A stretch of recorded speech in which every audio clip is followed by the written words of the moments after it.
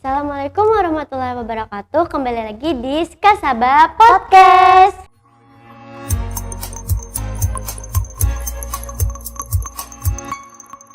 Perkenalkan, saya Nabelia Aulia Putri bersama Anissa Adriana sebagai host hari ini.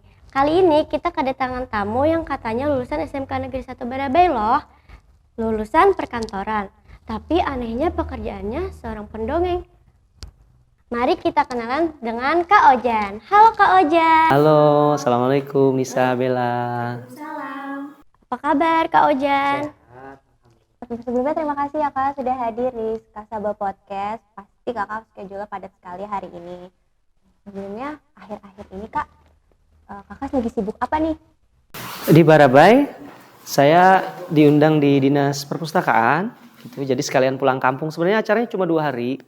Tapi karena Barabai kan kampung saya ya, jadi ya saya mintanya 2 minggu gitu. Salah satunya untuk datang ke sini silaturahim ke guru-guru saya di SMKN 1 Barabai. Kakak emang asli orang Barabai kah? Asli 100%, nak dicoba kah? Terus sekarang tinggalnya di mana? Tinggalnya di Jakarta Selatan. Awal mulanya gimana sih Kak? Bisa tertarik nih ke dunia, kita bisa sebut dunia seni gitu ya Kak, storytelling gitu. Apalagi ngelihat background Kakak kan pertama di perkantoran, terus juga Kakak sebelumnya manajemen perbankan syariah, kayak jauh banget gitu loh. Kenapa sih Kak bisa tertarik ke situ? Iya bener. Jadi sebenarnya kalau dilihat background saya kan manajemen ya, perkantoran, dan dulu memang saya kerjanya di bank syariah di Jakarta. Tapi ternyata saya salah jurusan. Bukan salah ngambil pekerjaan ya. Karena bahkan sebenarnya dari di Barabai pun saya sukanya hobinya di dunia anak-anak. Waktu kuliah juga saya ngeles matematika untuk anak-anak gitu. Jadi pas sadar itu ketika di Jakarta kerja di bank, saya melihat teman-teman saya yang lebih dulu pola kerjanya bagaimana di kantor, apalagi Jakarta ya. Jakarta itu yang tinggalnya di Bogor itu harus berangkat sebelum subuh sampai rumah lagi jam 11 malam. Naik kereta listrik. Saya bilang, saya nggak cocok nih. Saya pulang ke Barabai, terus dapat peluang kerja di sebuah lembaga sosial. Saya ditempatkan di Timika, Papua.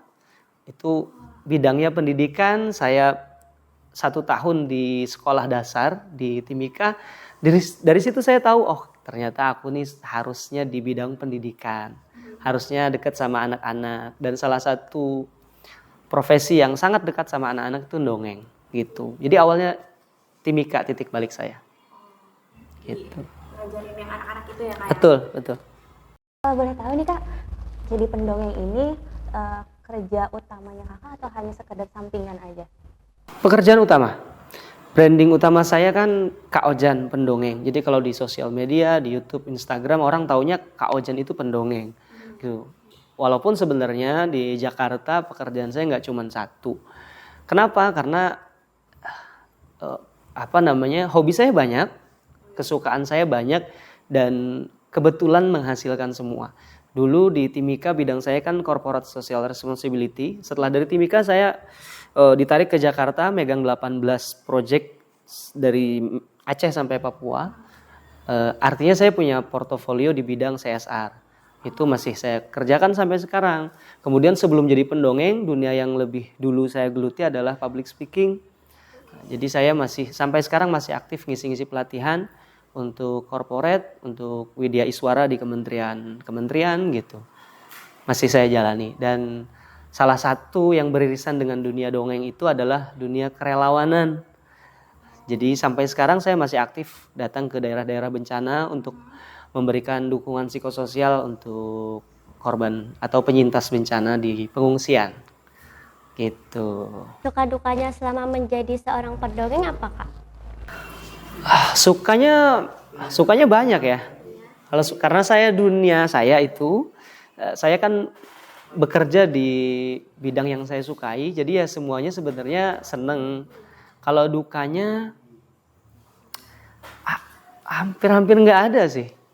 Coba kira-kira kalau kamu kerja di sesuatu yang kamu sukai ya, agak susah nyari dukanya gitu.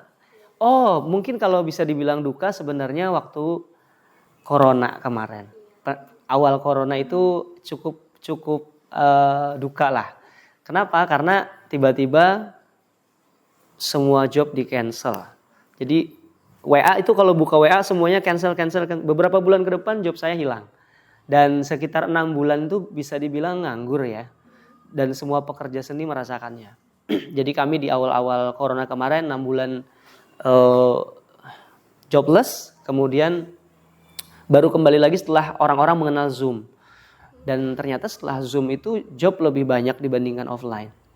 Karena kalau offline kan orang harus ngundang saya, tiket pesawatnya harus dibeliin gitu. Tiba-tiba mereka bisa ngundang Kak Ojan dari Jakarta, orang Palangka, orang Merauke, orang Aceh itu nggak harus ngundang, tapi mereka bisa ngadain acara dengan betul di tempat mereka masing-masing. Berarti Kak, kalau gitu waktu sebelum pandemi nih Kak, biasanya Kakak kalau misalnya perform tuh biasa on air atau off air atau gimana Kak biasanya? Off air di panggung gitu, tapi banyak juga job di televisi yang on airnya cukup banyak juga. Bedanya apa tuh Kak biasa kalau yang on air sama off air, apa sama aja? Tentu beda. Kalau pendongeng, kalau dia dongeng di panggung, dia akan menghadapi audiens langsung. Kadang 1.000 anak, paling banyak 3.000 anak di depan gitu. Sementara kalau di TV kan nggak ada audiens anak-anaknya ya gitu. Ya ada beberapa stasiun TV yang bikin acara ada anak-anak di samping-samping gitu, tapi lebih banyak yang langsung menghadap kamera. Pendekatannya berbeda. Kalau secara online gimana nih Kak, waktu dengan Zoom gitu medianya? Iya, kalau online beda, pendekatannya beda. Kalau di panggung kan kita bisa interaktif ya. Saya bisa melihat anak-anak langsung ketawa dan mendengar suaranya. Kalau online, interaksinya nggak boleh pakai suara. Kalau suara dinyalain, di unmute, semuanya berisik, penceritanya nggak kedengeran. Jadi kalau online tuh semuanya di mute all, kemudian interaksinya menggunakan gerakan gitu. Siapa yang hari ini sehat, tangannya begini, anak-anak begini. Kita melihat gambarnya saja. Ketawanya nggak kedengeran tapi mereka kelihatan ketawa gitu. Ada teknik-teknik tertentu yang kita bikin. Tadi kan sebelumnya Kakak sudah pernah cerita sempat ditempatkan di Timika. Ya. Boleh diceritain nggak Kak waktu itu suasananya gimana sama anak-anak di sana kayak gitu sampai akhirnya Kakak memikirkan oke, passion aku di sini gitu. Timika itu nggak habis-habis saya ceritain ya, karena itu salah satu tempat favorit saya. Sudah pernah ke Papua? Belum ya? Dari dulu saya memang pengennya ke Papua. Selesai kuliah, targetnya harus ke Papua gitu. Dan ternyata Papua itu yang mengantarkan saya pada passion, mengenalkan saya pada profesi yang bikin saya kemana-mana. Papua itu cuacanya panas banget, sangat panas. Di Kalimantan udah panas ya? Lebih panas di Timika. Tapi hujan setiap hari. Bogor kota hujan harus angkat tangan sama Timika. Timika jauh lebih hujan. Kalau nggak musim hujan, hujan tiap hari. Kalau musim hujan, 2 minggu nyuci pakaian nggak akan kering. Karena hujan terus. Dan hujannya intensitasnya besar. Gitu. Kalau di sini kan kita naik motor tuh hujan sampai sakit ya tangannya saking kerasnya. Di situ mirip-mirip. Secara cuaca sebenarnya tidak nyaman gitu. Tapi langitnya sangat biru. Kemudian anak-anaknya ya karena saya suka anak-anak ya. Suka anak-anak gak? Suka ya. Suka anak-anak yang lucu apa yang kalau yang ingusan hijau tiap hari suka gak? Berarti gak suka anak-anak. Berarti suka anak-anak lucu. Kalau saya suka anak-anak. Mau dia ingusan, mau dia meler, mau dia gimana gitu. Karena di sana karena mereka dulu biasa di udara dingin. Jadi mereka biasa gak mandi gitu ya. Kemudian mohon maaf ya mereka belum terbiasa lah dengan bersih-bersih sehingga bahkan hal-hal sederhana yang kita ajarkan itu sangat penting buat anak-anak di sana gitu. Orang-orangnya ramah, kemudian ya seru lah, seru. Saya kalau dibilang mau tinggal di Timika saya mau. Kenapa tuh Kak? Karena kan biasanya nih apalagi saat itu pasti Kakak masih muda banget gitu ya. Kepikiran untuk oke, aku ke Papua gitu. Padahal anak-anak lain biasanya pengennya ke Jakarta atau ke kota-kota besar lainnya gitu. Itu karena saya suka ini sih, suka petualangan sih ya. Mulai dari lulus dari SEMEA kan saya ke Jogja. Kuliahnya di Jogja. Nah, Jogja itulah membuat kita tahu bahwa dunia ini luas, nggak cuman Hulu Sungai Tengah, nggak cuman Kalimantan Selatan. Kita kenal banyak teman, dapat cerita gitu. Makanya saya selalu bilang ke adik-adik kita, terutama yang SMKN 1 Barabai, madam, merantau, hijrah itu penting gitu. Karena kalau kita nggak merantau, kita nggak tahu bahwa di luar itu seru. Kalau orang yang sombong gitu di sini, saya banyak cerita dengan ibu kepala sekolah. Kalau kita ngerasa pintar di sini, pas kita ngerantau kita baru tahu ternyata ya di luar tuh banyak yang lebih pintar. Jadi nggak usah sombong gitu ya. Kemudian kalau orang yang biasa gengsi di kampung, suruh dia merantau, gengsinya hilang. Balik lagi ke sini dia membawa kepribadian yang lebih baik gitu. Nah, itulah yang bikin saya suka pengen ke Papua karena yang paling beda di Indonesia orang Papua ya. Tahu nggak? Saya pertama kali datang ke Papua itu tidak bisa membedakan orang ini sama orang ini siapa, gitu. Tidak bisa membedakan jenis kelamin, laki-laki atau perempuan. Pertama kali datang ke sana bingung, ini orang sama semua. 1 bulan kemudian saya baru tahu, oh yang ini perempuan, yang ini laki-laki. 3 bulan kemudian baru bisa, oh yang ini namanya Yusak, yang ini Yuliana, yang ini banyak lah nama-namanya gitu. Baru 6 bulan kemudian baru kita tahu, oh ini cantik, ini ganteng gitu. Jadi unik banget gitu. Papua itu. Saya rasa nggak cuma saya yang tertarik. Pengen nggak ke Papua? Pasti pengen karena seru di situ. Kita bisa mengenal saudara-saudara kita dengan warna kulit yang berbeda, jenis rambut yang berbeda, tapi kita sama-sama Indonesia, itu luar biasa. Waktu awal kakak pindah ke sana ada language barrier gitu gak sih kak? Kayak susah untuk komunikasi dengan mereka karena kan kakak kan awalnya di Barabai, panggil bahasa Barabai, terus di Jogja gitu kan kebanyakan yang pakai bahasa Jawa, sedangkan kalau di sana kan kebanyakan pakai bahasa di Papua gitu ya. Terus bahasa Indonesia pun masih banyak yang belum lancar gitu kan. Gak usah di sana. Bisa Bella kalau datang ke Papua ngobrol 1 jam sama orang sana, pulang ke hotel akan bilang gini, tadi dia ngomong apa ya? Mereka pikir mereka pakai bahasa Indonesia, tapi bahasa Indonesia kaidahnya kebalik-balik gitu. Sapu bantal, saya punya bantal, ini bantalku sapu bantal gitu. Kayak gitu-gitulah kebalik-balik gitu. Ya ada, betul ada, tapi lama-lama ngerti. Balik lagi nih kak ke dunia dongeng. Kalau mendongeng biasanya kakak memakai bahasa apa? Apakah menyesuaikan dengan cerita yang dibawakan atau menyesuaikan dengan audiens maupun tempat di mana cerita itu dibawakan? Bahasa Indonesia.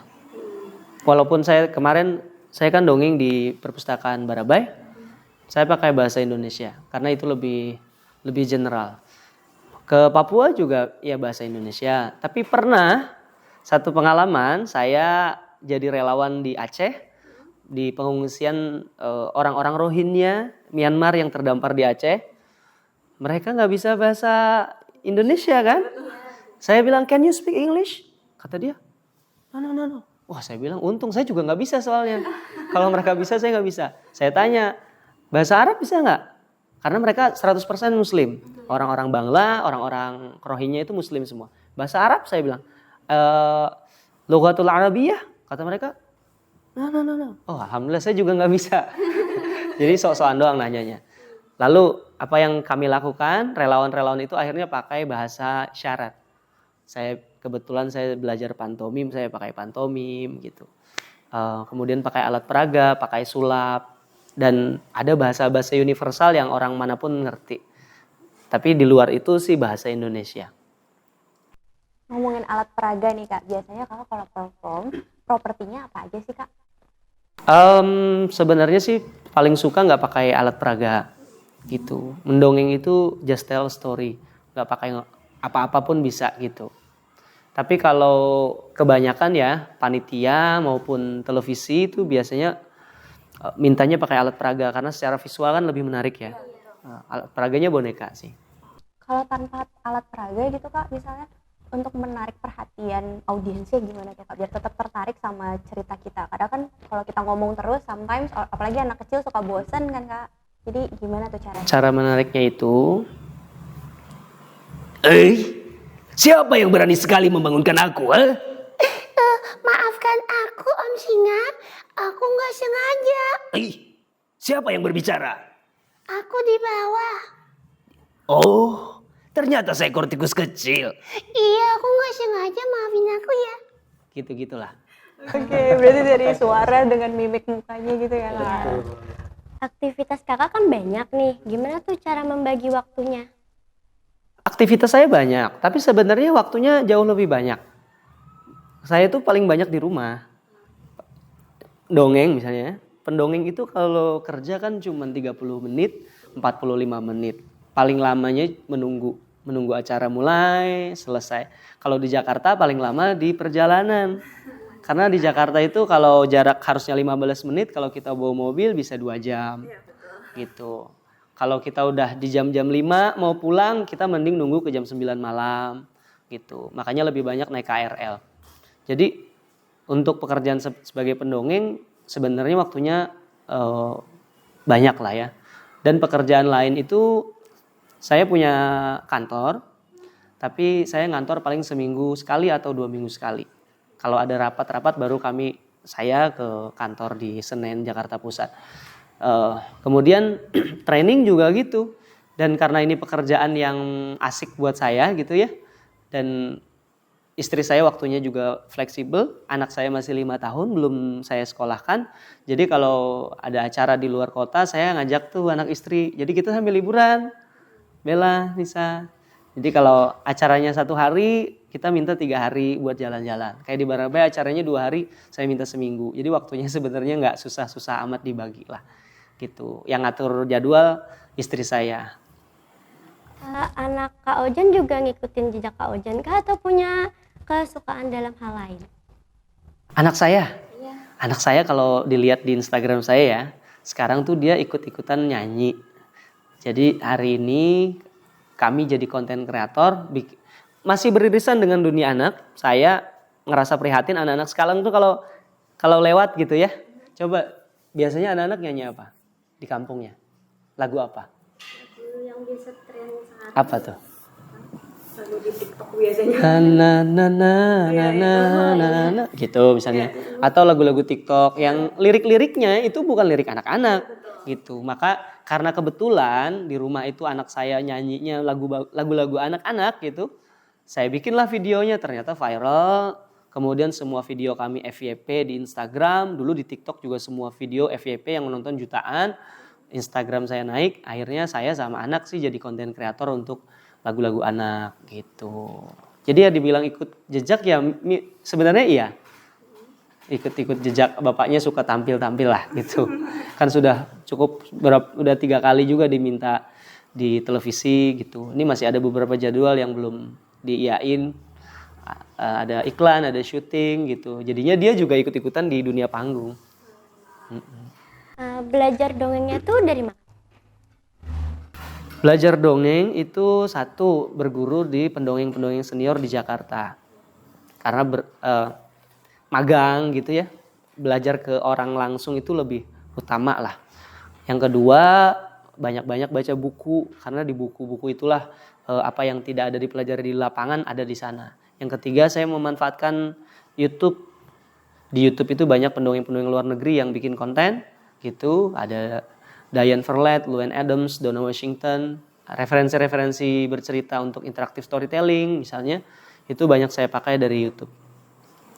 Kalau dalam mendongeng biasanya kakak membawakan dongeng karya sendiri atau hanya membawakan dongeng karya yang sudah ada?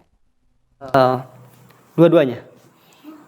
Kadang-kadang karya sendiri, kalau tema yang diminta tidak ada di dongeng lama, misalnya temanya toilet training, mana ada lah dongeng toilet training kan, harus dibikin gitu. Tapi kalau ada dongeng-dongeng dulu yang bisa dipakai, dibawakan, saya bawakan.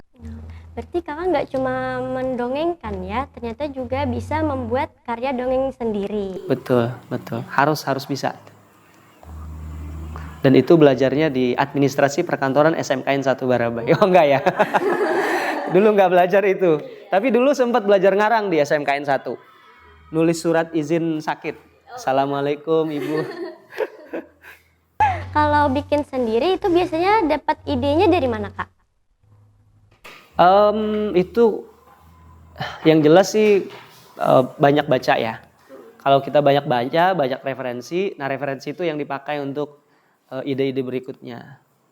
Berarti udah banyak nih Kak Kakak mengarang cerita. Ada kepikiran nggak Kak buat bikin buku dongeng untuk anak kecil atau sebelumnya sudah pernah? Sudah kepikiran, sudah banyak yang saya agak-agak perfeksionis kalau hal itu gitu. Ini lagi ada beberapa penerbit yang minta buku cerita, tapi saya masih hold, masih belum. Di dunia dongeng ini Kakak ada komunitasnya kah atau bagaimana? Ada. Komunitas pertama yang saya gabung adalah namanya Gerakan Para Pendongeng untuk Kemanusiaan. Di situ bergabung puluhan pendongeng mulai dari yang paling baru sampai yang sangat senior yang biasa datang ke daerah-daerah bencana, kasih edukasi tentang edukasi seksualitas, menjaga diri dari kejahatan gitu-gitu. Itu komunitas pertama saya. Sekarang ini ada lagi namanya Forum Dongeng Nasional FDN. Kita lintas komunitas pendongeng gabung di sana. Jadi ada komunitasnya. Dan kalau gabung di komunitas bagusnya ya jadi belajar ya. Kalau mau gabung tuh gimana, Kak? Kalau mau gabung, kalau komunitas pendongeng ya jadi pendongeng dulu. Ya, karena kan isinya pendongeng semua. Tapi kalau mau belajar dongeng dulu, bisa satu ikut pelatihan-pelatihan. Kalau sekarang setelah zaman corona banyak pelatihan-pelatihan daring yang saya bikin, teman-teman pendongeng bikin, bisa pantau di Instagram, kadang-kadang ada info-infonya. Gitu. Kan pengalamannya banyak mendongeng hampir di seluruh Indonesia nih Kak. Tapi pernah nggak sih Kak sampai mendongeng ke luar negeri gitu Kak? Pernah via Zoom. Iya, pas pandemi baru pernah. Karena saya sendiri bahasa Inggrisnya tidak terlalu bagus dan itulah yang saya sesali. Kenapa dulu saya di SMKN 1 Barabai ini tidak benar-benar belajar bahasa Inggris di Bu Yanti ya. Harus belajar bahasa Inggris ya. Mumpung masih sekolah, bahasa Inggris itu penting sekali. Sekarang jadi standar minimum lah.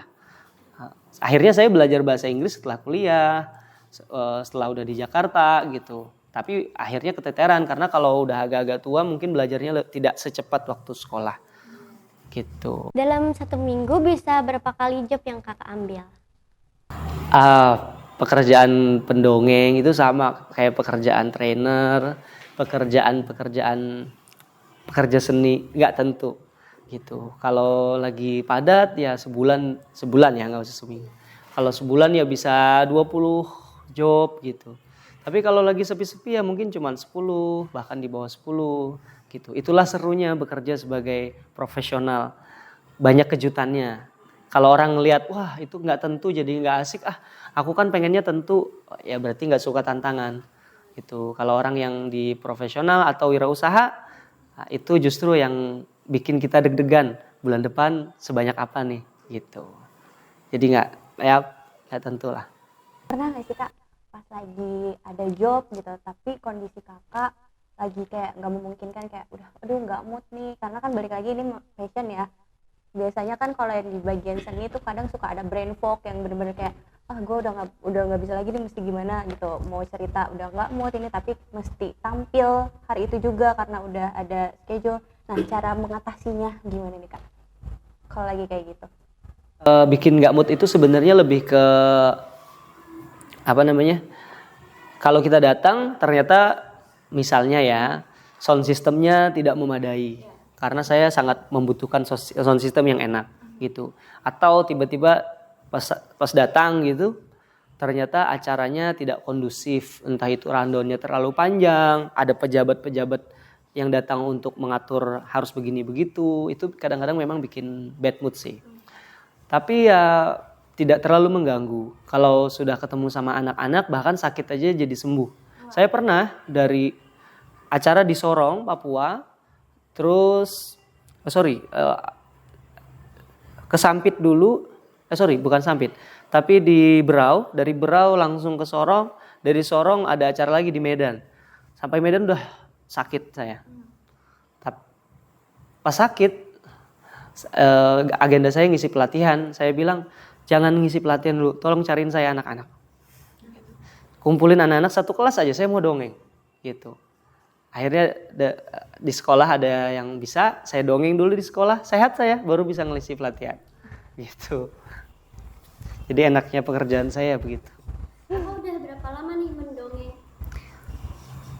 10 tahun. Udah cukup lama ya kak. Iya. Kakak ada kesan dan pesan nggak untuk anak muda yang pengen mengikuti jejak kakak?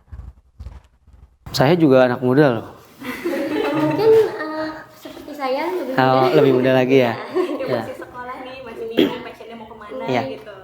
Ya, bekerja sesuai passion itu menyenangkan, gitu. Jadi kalau mau bekerja yang menyenangkan ya cari passionnya. Tapi kalau ternyata tidak memungkinkan, jangan lalu patah arang gitu ya. Kadang-kadang ya kita juga bisa bekerja di yang tidak passion. Kalau kamu bekerja di yang disukai enak, tapi kalau pekerjaan yang nggak disukai ya bikin disukai lah. Ya, benar kan? Misalnya ternyata harapannya tidak seideal motivator bilang kerjalah sesuai passion, tapi nggak ketemu, ya udah bekerja sebaik mungkin.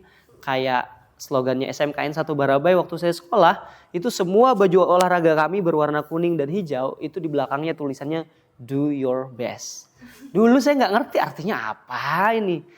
Pas sudah kuliah, pas sudah di Jakarta saya baru tahu, oh do your best itu maksudnya lakukan yang terbaik yang bisa kamu lakukan gitu. Jadi apapun pekerjaanmu lakukan yang terbaik. Yang kedua, pesan saya, pekerjaan di dunia ini nggak cuma, mohon maaf ya, nggak cuma yang ada di hulu Sungai Tengah. Ya, mungkin pekerjaan seperti saya, kalau saya kerjakan di sini juga tidak seberkembang yang bisa saya lakukan hari ini. Betul. Jadi kalau teman-teman punya passion atau minat yang unik dan tidak diapresiasi di kampung sendiri, hijrah, madam, merantau, cari tempat-tempat yang bisa berkembang. Mungkin di Jawa, mungkin di luar negeri. Karena di sana kesempatan terbuka sangat lebar. Gitu. Boleh contohin nggak kak gimana biasanya kakak mendongeng? Sedikit aja. aja. Ya, harus dibayar ini. Kan saya pendongeng profesional, harus dibayar. Saya hubungin Capsek. Oke. Ada seekor anak jerapah yang malas sekali makan sayur. Kata anak jerapah itu, Ibuku selalu saja menyuruhku makan sayur terus. Aku nggak suka makan sayur. lalu dia pergilah keluar dari rumahnya, ketemu sama ibu sapi. Ibu sapi badannya sehat dan anak jerapah ingin sehat. Ditanya sama dia, Ibu sapi, kok ibu sapi bisa sehat? Rahasianya apa? kata ibu sapi, aku bisa sehat karena aku suka makan sayur. Anak jerapah kan gak suka makan sayur ya tadi kata dia. Lalu larilah dia. Malu dia sama ibu sapi. Ketemu sama bapak gajah, ditanya lagi. Kata dia, Bapak gajah bisa sangat kuat, kenapa? kata bapak gajah, oh, aku bisa sangat kuat karena aku suka makan sayur. Anak jerapah malu, dia pergilah karena dia gak suka makan sayur. Lalu ketemulah dia sama seekor monyet. Monyet ini pintar sekali. Kalau makan dia kupas kulitnya, kalau dia bikin rumah di atas pohon gitu. Lalu nanya lagi anak jerapah, kenapa monyet bisa pintar? Kata monyet, Aku bisa pintar karena aku suka makan sayur. Kamu gimana, anak jerapah?